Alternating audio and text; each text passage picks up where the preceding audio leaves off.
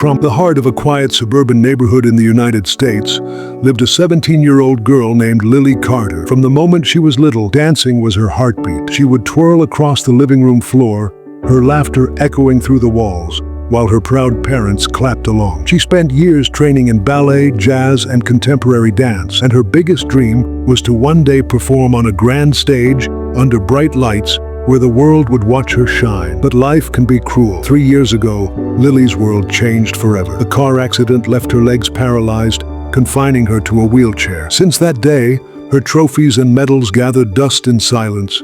Her dance shoes lay abandoned in the corner of her room, and her posters of famous ballerinas no longer inspired her, but instead felt like constant reminders of what she had lost. Every evening, Lily would sit by her window, watching other teenagers walk by with backpacks, laughing and running as if they owned the world. She would close her eyes and imagine herself among them, dancing under the open sky. But when she opened them again, reality hit hard. The chair beneath her, the numbness in her legs, the life she once had slipping further away with each passing day. Though her parents loved her dearly and encouraged her to never give up, Lily often cried quietly at night, whispering to herself, "Will I ever feel the stage under my feet again? Will I ever dance?" Her once bright eyes were slowly losing their spark. Hope, like sand, was slipping through her fingers. She had no idea that her story was not ending. It was only beginning, because somewhere out there, life was preparing to send her a stranger, someone she had never met before, who would reignite her dreams and show her that even broken wings can learn to fly again. One chilly autumn afternoon,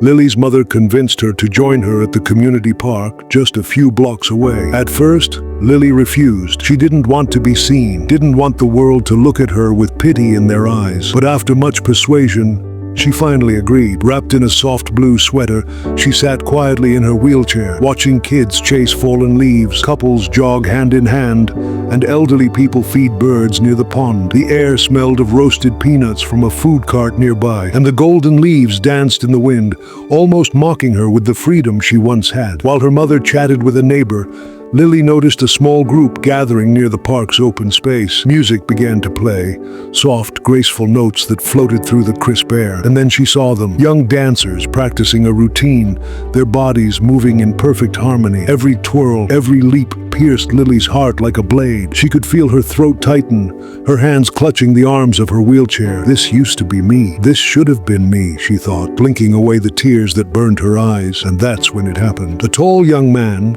probably in his early 20s, broke away from the group and walked toward her. He had kind eyes, a warm smile, and a presence that felt strangely reassuring. He bent slightly to her level and said gently, "Hi, you are watching us so closely. Do you dance?" Lily froze. No one had asked her that question in years. For a moment, she didn't know what to say. Her voice cracked as she whispered, "I used to, but not anymore." The stranger looked at her with a determination she didn't understand and replied softly, "Maybe not yet, but who says you can't again?" In that instant, something stirred in Lily's heart, a flicker of hope she thought she had lost forever. She didn't know who this stranger was, but his words refused to leave her mind.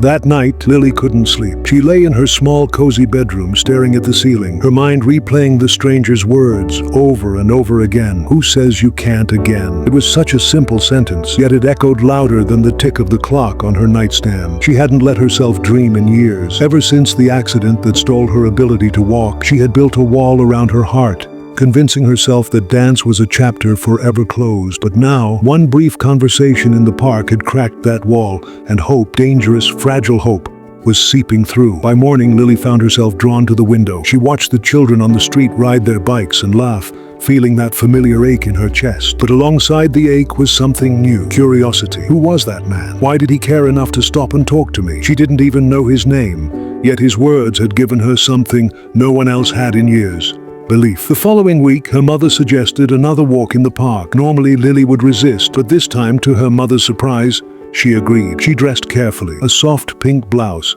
her hair tied neatly in a ponytail, as though a part of her wanted to be seen again, not hidden away. As they reached the park, Lily's eyes instinctively searched for the dancers, her heart thudding with an anticipation she hadn't felt in so long. And there he was, the same young man, in a gray hoodie and black sneakers, leading the group with quiet confidence. His movements weren't just sharp and practiced, they were full of emotion, as though he was telling a story with every step. Lily couldn't take her eyes off him.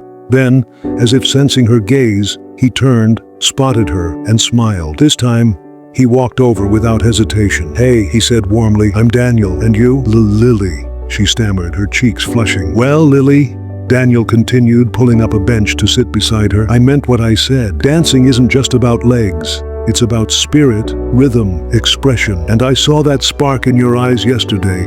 You're still a dancer, you've just forgotten." Lily's throat tightened. No one had ever spoken to her like this since her accident. She felt tears forming.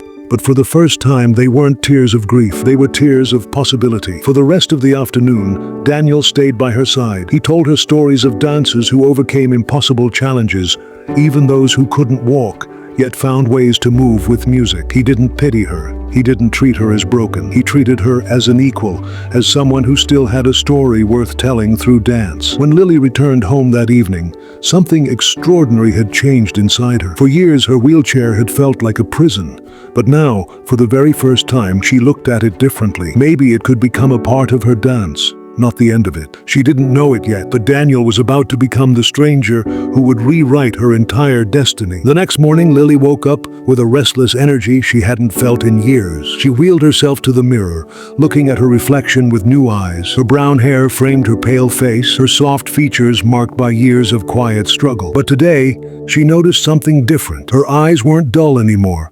They carried a faint glow of hope. For the first time since the accident, she caught herself whispering, "What if?" Later that afternoon, she found herself back at the park. This time, she didn't hide behind the benches. She positioned herself closer to the open space where the dancers practiced. Daniel noticed immediately. With a grin, he jogged over, holding a small portable speaker in his hand. "You came back," he said, his voice filled with genuine joy. "I guess I did," Lily replied nervously, biting her lip. Daniel crouched to meet her eye level. "Lily, would you let me show you something? No pressure. Just listen to the music with me." He pressed play. A soft, soulful melody drifted out of the speaker. Daniel stood up and began to move, not with flashy steps this time, but with slow, graceful motions that matched the rhythm of the song. His arms flowed like water, his feet barely touching the ground, every move telling a story of resilience. People around stopped to watch, captivated by the emotion in his dance. Then Daniel did something Lily wasn't expecting. He knelt down in front of her wheelchair and extended his hand. "Close your eyes," he encouraged softly. "Don't think about what you can't do. Just feel." With trembling fingers, Lily placed her hand in his. As the music swelled, Daniel guided her arm through the air, moving it gently in rhythm. For a moment, she forgot the crowd, forgot the pain of the past. She felt the music flowing through her body. Her hand traced patterns in the air like brushstrokes on an invisible canvas. When the song ended, Lily opened her eyes to see tears streaming down her mother's cheeks. Strangers clapped softly in the background, moved by the tender scene. And for Lily, she couldn't believe what had just happened. It wasn't a dream. She had danced.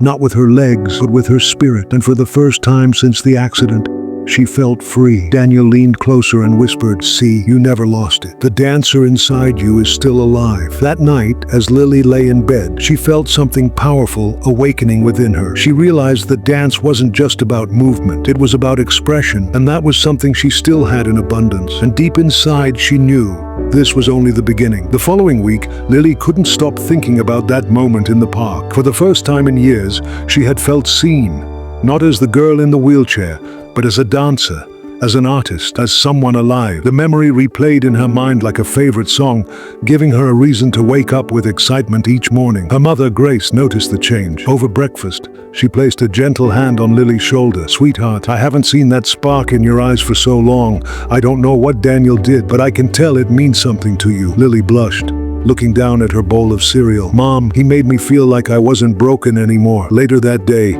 she returned to the park once again. This time, Daniel was already waiting for her, a smile spreading across his face the moment he saw her. He had brought something new, a pair of adaptive leg braces and a walking aid borrowed from a physical therapy center where he volunteered. "Before you panic," Daniel said gently, placing them beside her, "I want you to know this isn't about forcing you to stand or walk again. It's about giving you the choice. You deserve to try, Lily, even if it's just for one step." Lily's heart pounded in her chest. Fear and hope clashed inside her like waves during a storm. "Daniel, I haven't stood since the accident. What if I fall? What if it hurts too much?" Daniel knelt beside her chair and looked straight into her eyes. "Then I'll catch you," every single time. Tears welled up in Lily's eyes at his words. She had heard sympathy before, but never this kind of belief, never this kind of unshakable faith in her strength. With trembling hands, she reached for the braces. The crowd that had gathered last time noticed them again, curious.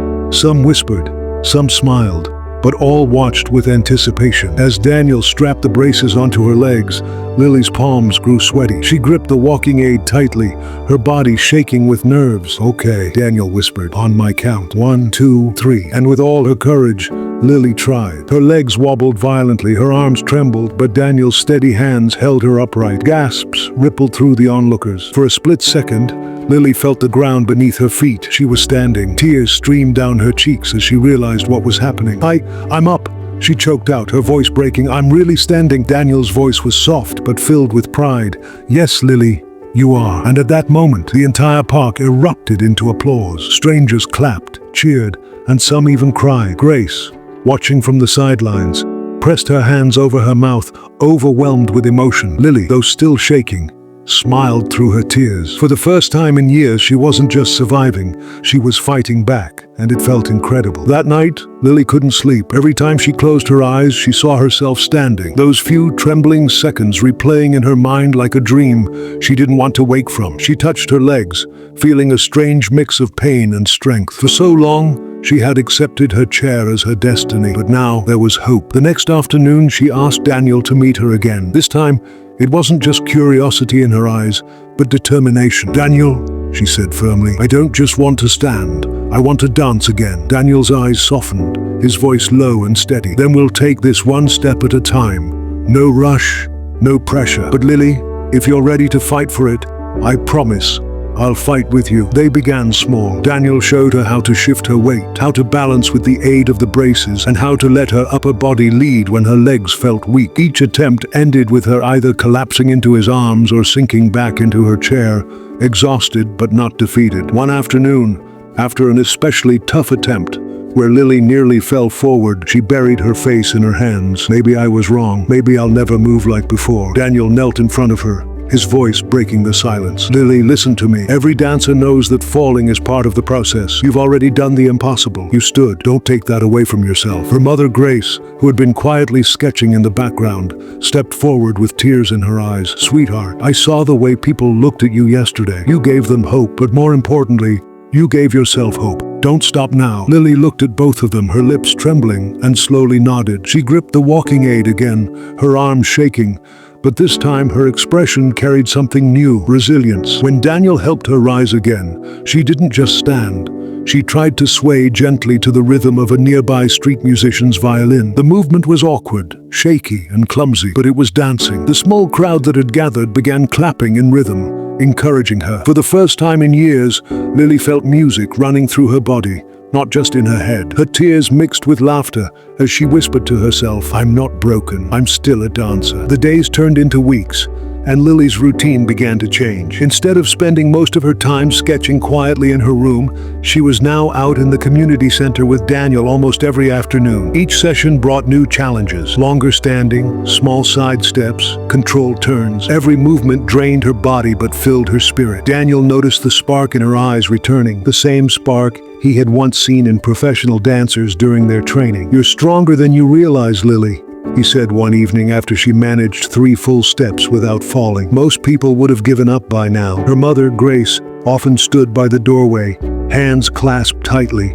silently praying for her daughter's strength. She'd see Lily stumble, sometimes even fall hard, and every instinct told her to run and catch her. But she knew Daniel was teaching Lily not just to stand on her legs, but on her willpower. One evening, Daniel surprised her. "Lily, I want you to perform in front of a small group. Nothing big, just a few people at the community hall next weekend." Lily's eyes widened. "Perform, Daniel? I can barely move without looking like I'm falling." Daniel smiled gently. "That's the point. People don't need perfection, they need courage. And Lily, you have that in you." That night, Lily lay awake, staring at the ceiling. She thought about the little girl she used to be, the one who twirled endlessly in her room, dreaming of stages and lights. She thought about the accident that took it all away, The nights she cried herself to sleep, believing she'd never feel music again.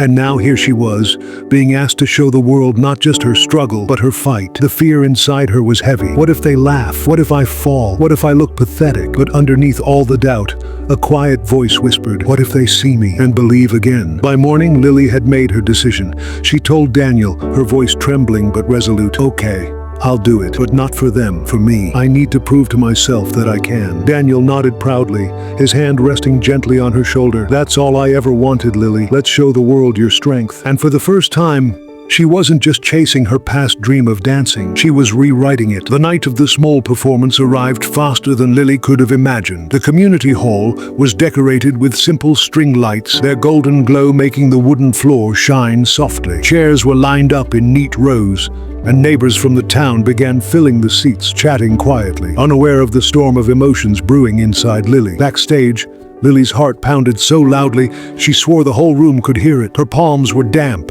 and her legs trembled, not entirely from weakness but from nerves. She kept whispering to herself, you can do this, you can do this. Grace, her mother, stepped in for a moment, holding Lily's hands tightly. Sweetheart, I'm already so proud of you. No matter what happens out there tonight, you've already won. Tears filled Grace's eyes, but they weren't of sadness. They were of pride. Daniel entered with his calm, steady presence. He crouched slightly so he was eye level with Lily. Remember, this isn't about perfect steps, it's about courage. When you walk out there, don't think about the audience. Feel the music. Let it guide you. Even if you take one step and stop, that step is victory. The announcer called her name.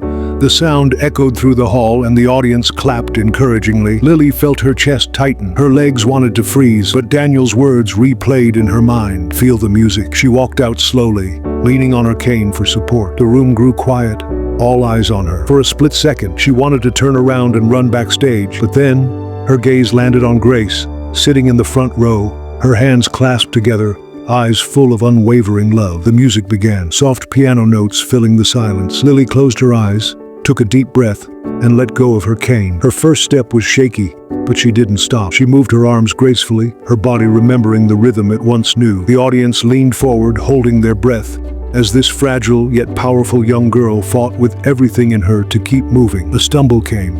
Her knee almost buckled, but instead of falling, she twirled slightly, turning the mistake into part of her dance. The crowd gasped softly, then erupted into applause. In that moment, Lily wasn't the girl who couldn't walk. She wasn't the victim of an accident. She was a dancer again, telling her story through every trembling step. And with each note of the piano, the hall wasn't just watching her, they were feeling her courage. As the final notes of the piano drifted into silence, the hall was so quiet you could hear a pin drop. Then, suddenly, the audience leapt to their feet, erupting into thunderous applause. Cheers, whistles, and shouts of "Bravo!" filled the room. For a moment, Lily just stood there in shock, her chest rising and falling with every heavy breath. She had done it. She hadn't just survived the dance, she had owned it. Her eyes scanned the crowd, and what she saw nearly broke her heart all over again. Grace, her mother, was standing with both hands over her mouth, tears streaming down her cheeks. She looked like she wanted to run onto the stage and scoop Lily up in her arms, but she stayed still, letting her daughter shine in her moment. Daniel was clapping too, but there was something more in his gaze, a quiet pride.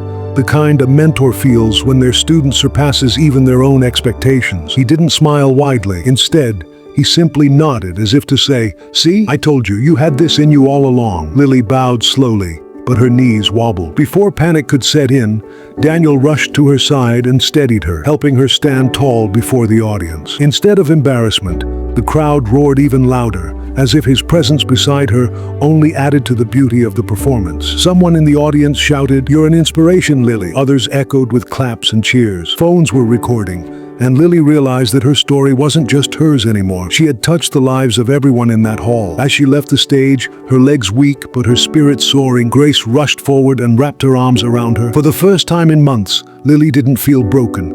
She felt whole. She felt free. Grace whispered in her ear, voice trembling, "You didn't just dance tonight, baby. You gave me hope again." And as the three of them, Lily, Grace, and Daniel, stood together backstage, the applause still thundering in the background, Lily realized something she had never known before. Sometimes strength isn't about walking perfectly. Sometimes it's about daring to dance, even when the world says you can't. Lily had always believed that justice was the foundation of a safe society, but her heart broke when she saw her friend Daniel lose everything because of one unfair judgment. Daniel was a hard-working single father who had dedicated his life to his little daughter. Yet in court, the truth didn't matter as much as money and influence. The other side had powerful lawyers, endless resources, and connections. Daniel, he only had honesty and hope. The verdict was given against him, and with that single decision, his family's world fell apart. Lily realized something painful that day. When justice bends for the powerful, the innocent suffer the most. One unjust judgment can crush generations, and one honest judgment, it can save lives and restore hope. The lesson: justice isn't just about laws on paper, it's about fairness in action. Without it, even the strongest nation begins to